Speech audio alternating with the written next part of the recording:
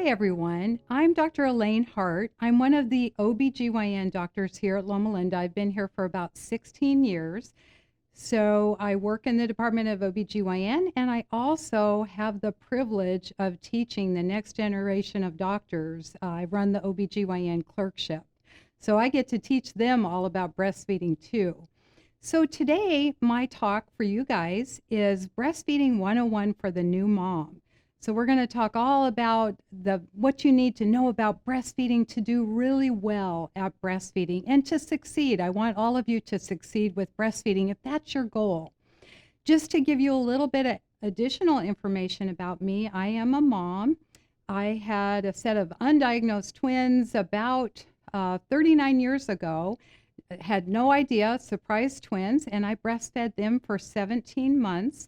And then my other daughter, who happens to be pregnant now, I breastfed her for a year and breastfed and worked with all of those three children. So I was a working breastfeeding mom as well. So I can address that issue and plan to. Okay, let me get started here. All right, so first thing you need to know is you have made a great choice. If you're considering breastfeeding, or if you've already decided to breastfeed, you have made a great choice. Breastfeeding is the optimal way to feed your baby. It's an excellent choice. It is the best source of nutrition for almost all infants. There's rarely a time when it's not best for most babies. So it's optimal way to feed your baby. Breastfeeding is endorsed by multiple organizations. The American College of Obstetrics and Gynecology, the American Academy of Pediatrics, the Center for Disease Control, UNICEF, World Health Organization. I could go on and on. They all recommend breastfeeding. So you've made a great choice. So they're probably one of the most important myths about breastfeeding is that it's easy. I wish I could tell you, you just put that baby up to the breast and they know exactly what to do, and you as a new mom know exactly what to do. Unfortunately, it's not quite like that. It gets really easy after you get good at it, but it's a learning curve. You got to learn what to do, and baby has to learn what to do. So you've got to be gentle with yourself. Give yourself some grace. Give yourself time to learn how to do it. Don't expect to be perfect at it right away, because you won't be. I tell all of my moms it takes about 3 weeks to get really good at breastfeeding. So you got to learn how to do it. But do make a commitment. If this is something you really want to do, this is a choice you've made to breastfeed your baby, make that commitment to do it and stick with it. I recommend adopting a growth mindset about breastfeeding. Just make up your mind you're going to do it and stick with that. What are the ideal breastfeeding goals for optimal health for both mom and for baby? So we recommend exclusive breastfeeding for the first 6 months of life. Now, most pediatricians will recommend that you start giving things like rice cereal and green vegetables, yellow vegetables, things like that. Don't give the fruit first, or the baby will never eat the green vegetables. So you start giving other complementary foods around 6 months, and that's normal. That's what we typically do. But babies get their most nutrition from milk the first year of life. And so we recommend breastfeeding for about a year, but longer may be beneficial. A lot of organizations recommend breastfeeding up until 2 years, and that's perfectly fine to do. So those are the ideal goals. So what are the benefits of breastfeeding? There are so many. There's over 100 benefits of breastfeeding. So I'm going to highlight the key ones, benefits for baby and for mom and for the family as a whole. So we'll start with the baby. What are the benefits for the baby? There's multiple, but decreased risk of any type of infection. That would be respiratory infections, ear infections, bowel infections, any type of infection. Decreased risk for SIDS, sudden infant death syndrome. Multiple studies support all of these decreased risks. I want you to know that. I didn't put them all here, but multiple studies do support this. Diabetes, type 1 and type 2 are both decreased in breastfed babies. Asthma, allergies, obesity, babies that are breastfed have a lot less obesity, and we see a lot more obesity in children these days. So that's a great way to try to prevent that. Cancers even are decreased. Leukemia and lymphoma studies have shown that those are decreased in breastfed babies. And then increased intelligence, increased IQ. There are studies that support that as well. All right, benefits for the mom. So not just the baby, there's benefits for you too, mom, with breastfeeding. Number one, weight loss. And what woman, almost all women want to lose weight. You want to lose that baby weight, okay? Breastfeeding will help you do that. All right, also decreased risk for cancers. Okay, those cancers would be breast cancer, cancer of the uterus, and cancer of the ovaries. Now, I want to point out to you, for first-time mothers, there's a great study. I love this one, so I want to quote this one to you. If you breastfeed your first baby for 13 months or longer, it cuts your risk for breast cancer in half, and 1 in 8 women will get breast cancer. So that's a huge benefit to you. That alone is reason to breastfeed. The only other way to get that benefit is to breastfeed 4 babies, and most women don't have 4 babies. So decreased risk for cancer, decreased risk for metabolic diseases. Okay, that would be hypertension and diabetes, type 2 diabetes, okay? And women that have gestational diabetes have about a 60% increased chance to get diabetes later in life if you have gestational diabetes. So multiple studies support that breastfeeding decreases the risk for type 2 diabetes. Also decreases the risk for postpartum depression and decreases the blood loss, postpartum hemorrhage after you deliver. There's also benefits for the family. And the one that I really like to talk about is it saves you a ton of money. Formula costs about $3,000 to $5,000 a year, and you could do a lot with that much money. Breastfeeding is essentially free, okay? So, that alone is also reason to breastfeed. Less missed work to care for sick infants or sick children. Okay, breastfed babies are not sick very much, so you're less likely to miss work. So it's good for the economy as well and for your employer. Point that out to them when you go back to work. It's an investment in health for both the mom and the baby.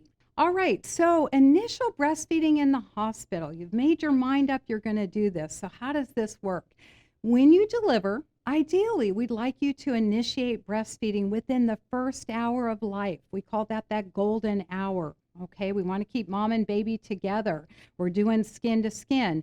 The nurses will help you initiate breastfeeding with your baby. We want to put the baby to the breast and or pump 10 times in a 24-hour while you're in the hospital. That really helps stimulate milk production. All right, so remember that. That's really important to do. Every couple hours, you want to do that 10 times in a 24-hour period. And then this one is really key. Try to avoid formula supplementation if at all possible. Okay, now I usually tell moms the only reason, if you're planning to breastfeed, you haven't planned to bottle feed, the only reason to give any formula is if the pediatrician recommends that you give formula. Now, babies do lose some of their birth weight. And if they lose more than 7 to 10% of their birth weight, oftentimes the pediatrician may recommend a little bit of supplementation. So, do whatever the pediatrician recommends. But keep that in mind. Don't do it for any other reason if you really are motivated to breastfeed, because it tends to affect success with breastfeeding, and I want you to succeed. All right, so how often should the baby be breastfed? Okay, so it's important to look for hunger cues. Baby will give you cues that the baby is actually hungry. They will put their hand to their mouth, they'll nibble, they'll suck on their fingers or their knuckles, they'll do lip smacking. Sometimes they start to get a little bit fussy and maybe cry. And you want to catch that before it goes into a full-blown, really intense cry. You want to be aware of those cues. It's ideal to feed your baby on demand. That's really the best way to do it, if you can. A good rule of thumb is a newborn baby needs to eat about every 2 hours during the day and about once during the night. The American Academy of Pediatrics recommends that babies should be fed at least every 4 hours in the middle of the night for the first 2 weeks of life, okay, while you're establishing those breastfeeding patterns. All right, so how do you know if your baby's getting enough nutrition? That's one of the common concerns with moms. They can't see how much the baby's getting. So how do you know? So first thing is if the baby is actually on the breast and suckling and swallowing, the baby's getting something. The baby's getting colostrum, that's that initial milk, and then later on getting the full milk. All right, so another way you can know is wet diapers. And this is really good because you can actually see something. It's objective. On the first day of life, the day after delivery, or the first 24 hours, baby should have one wet diaper. And then every day up to 6 days, on day 2, they should have 2 wet diapers. Day 3, 3 wet diapers. That's a good rule of thumb. So you can know if your baby is getting what your baby needs to get. And then a bowel movement too. They'll usually have about the same. One bowel movement usually within the first 24 hours, and then the second day 2, and up to like 3 to 5 bowel movements a day. So you can kind of measure it by that. So there's something that you can look at that's objective. Babies' stomachs are really, really small. With each feeding, they really only can hold about a teaspoon. So each time they feed, they only need about a teaspoon, which is 5 cc's, okay, during the first 24 hours. By day 3, they need about a tablespoon each time they feed. The pediatrician will monitor the weight loss and make sure that your baby is doing okay. Make sure your baby's not losing too much weight, and will make recommendations to you. So you've got somebody monitoring it, so you don't really need to worry. Have faith in yourself. You can do this. You can make that milk for your baby. So now we're going to talk about breastfeeding during the first few weeks, first 2 to 3 weeks. Okay, this is probably, once you get out of the hospital, this is the most challenging time. First of all, hang in there. Believe that it will get easier. I guarantee you it will. Just stick with it. Baby will start to get onto some sort of a schedule, so that'll make things better. Your mature milk will come in, and you and the baby will get more efficient at breastfeeding. You'll learn how to do it, and you'll both get better at it. Your mature milk will come in greater and greater quantities, so it'll get a lot better. So probably the most important thing is stick with it. Don't give up, okay? And you might get some feedback from other people that say, isn't your baby getting hungry? Don't you need to give some formula? Just ignore them. The only person you need to listen to is your pediatrician, okay? Stick with it if your goal is to breastfeed. So there are some important concepts that I want you to remember. These are some of the key things. I thought long and hard about this. What do I want to get across to you? First of all, it takes 2 to 6 days before you start to produce mature milk. You'll have that colostrum, that pre-milk, and colostrum is amazing for your baby. It's like giving your baby a vaccine, okay? It's chock full of antibodies and nutrients for your baby. It's really, really good for your baby. So don't think it's not good or not as good as milk, because it is superfood for your baby. So don't worry about that. And remember, baby has that small stomach. Baby doesn't need very much initially, okay? Nipple soreness, okay? Everybody gets a little bit of nipple soreness, discomfort. It shouldn't be outright pain, though. If it's outright pain, probably the latch is not good, and you need to work with the lactation consultant who can get you online with the latch and help you get a really good latch with your baby. But nipple soreness is transient. It lasts 4 to 5 days, something like that. And then it goes away, and it's normal and to be expected.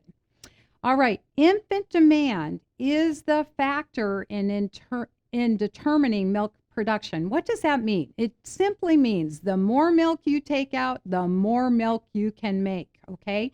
That's how you can feed twins. I had no trouble feeding twins. That's what wet nurses did in 17th century France. They would feed all the babies for the royalty, maybe 6 babies a day. They'd be breastfeeding all day long, but they could make plenty of milk to feed all of those babies because they were taking out that much more milk. So you can make enough to feed your one baby, not a problem, okay? The other really important thing that you need to know concept is babies have growth spurts. They have these periods of time where they just seem like they're really fussy and they're not getting enough milk.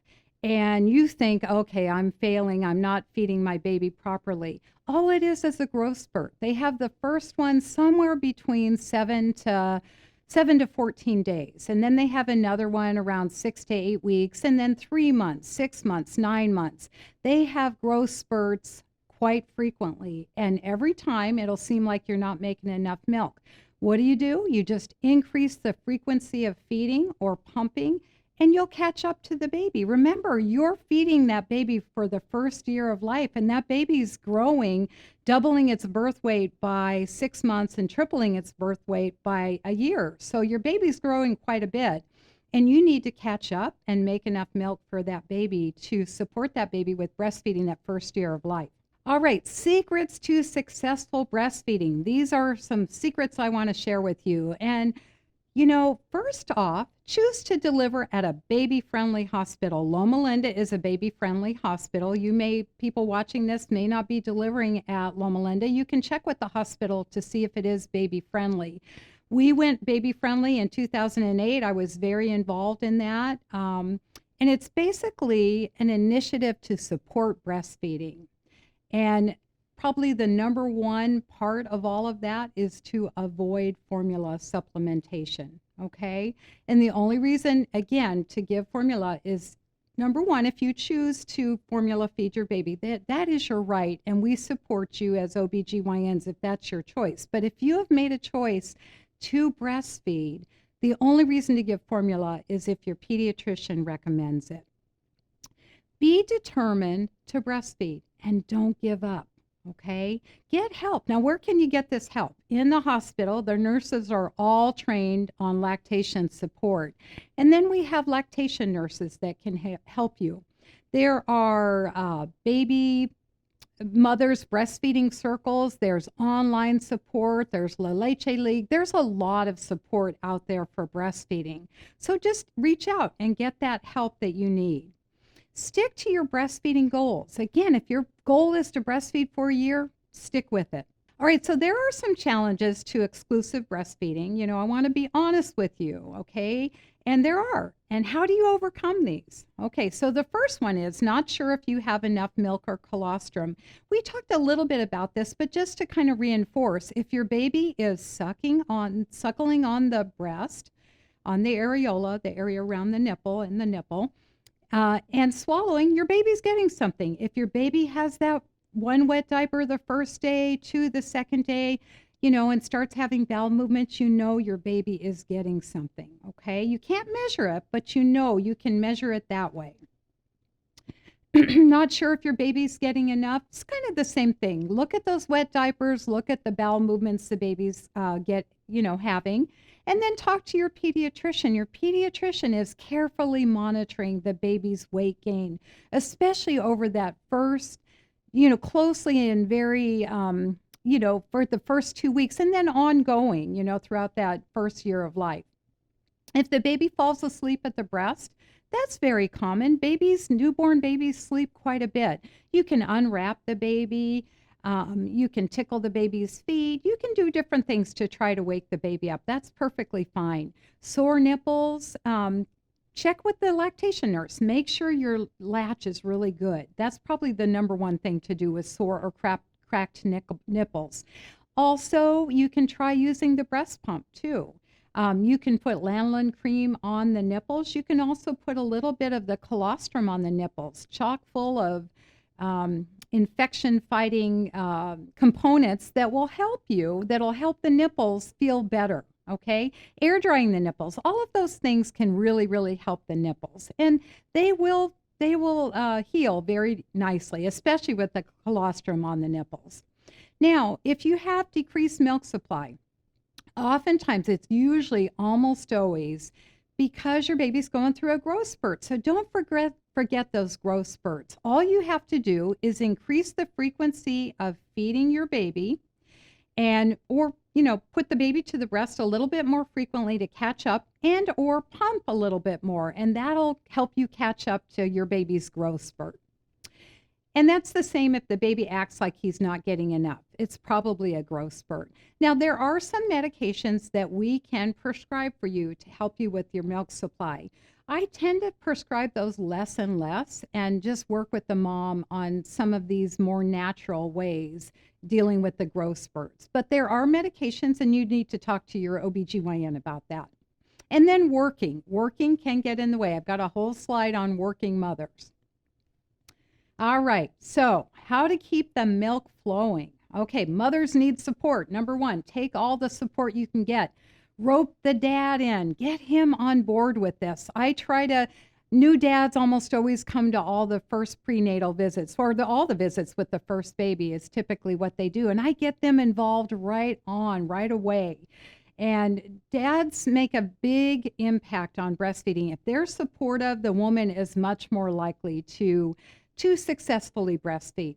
Get plenty of rest. Kind of hard to do with a newborn, but do your best. Try to get as much rest as you can. I do recommend an extra 400 to 500 calories a day, although you can actually diet. As long as you're eating at least 1,500 calories a day, you can do fine making enough milk for your baby. Definitely take a prenatal vitamin every day while you're breastfeeding.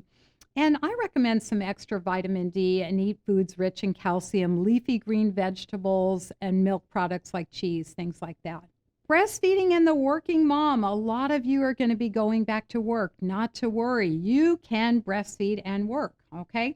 So first thing you need to do is obtain a battery-operated dual breast pump, just like this picture here. Here's a woman breast pumping while she's at the computer doing her work. I mean, I will never forget that I never breast pumped. I hand expressed, okay?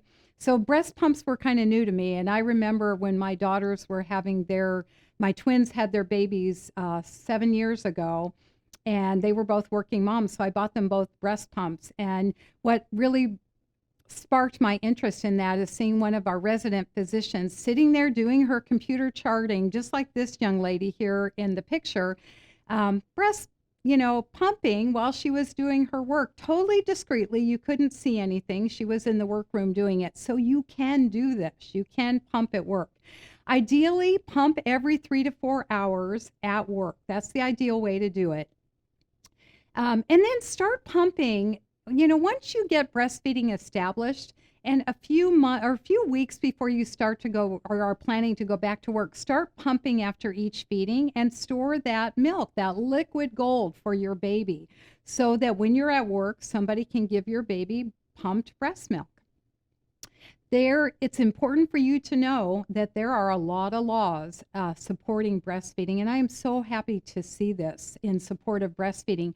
California has a lactation break law, okay, where you have to be given a time and a place to be able to pump your breast while you're at work. So there is support for this, okay? So you need to be aware of that. Don't let work hinder your breastfeeding goals, okay? Stick with them. You can make it that whole year or even 2 years if you want to do that. And they do support breastfeeding usually for a year, breast pumping at work for a year or 2 years, maybe even longer, depending on the organization. All right, breastfeeding during the COVID-19 pandemic. I suppose you probably all, we're all having to deal with this in so many different ways. Our lives have changed dramatically. So how do we deal with this with breastfeeding? Okay, so we don't really know for sure if COVID-19 is transmitted in the breast milk, but we think it's unlikely. The studies so far have shown that it's unlikely. This is all off the CDC website. Discuss it with your healthcare provider, your doctor, or your nurse practitioner. And if you do have or have been exposed to COVID-19, take all possible precautions to avoid the spread to the infant, okay? It's best and ideal if you have it or you have COVID-19 or are suspected to have it, that you pump, good hand washing of all the supplies, and then, or washing and sterilizing all the supplies that you're using, but pump or hand express the breast milk and then give it to somebody else to feed your baby, okay? If that's not possible, you utilize adequate hand washing and wear a mask when you are breastfeeding your baby, okay?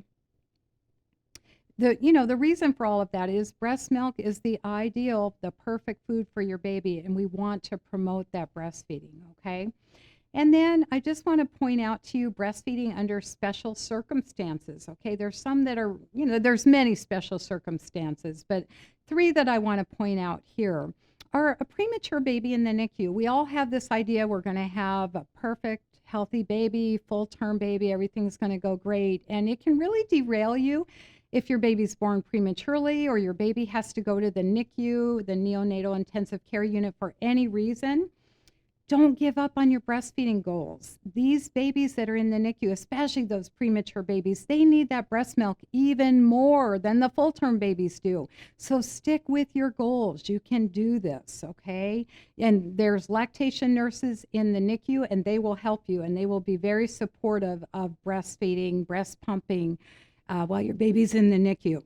And then twins or triplets or even quadruplets.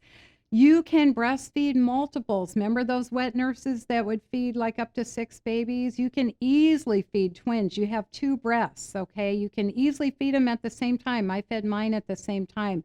It was much more efficient. Your milk lets down at the same time. It worked really, really well. And here's a mom on my slide breastfeeding 2, bigger babies, but at the same time.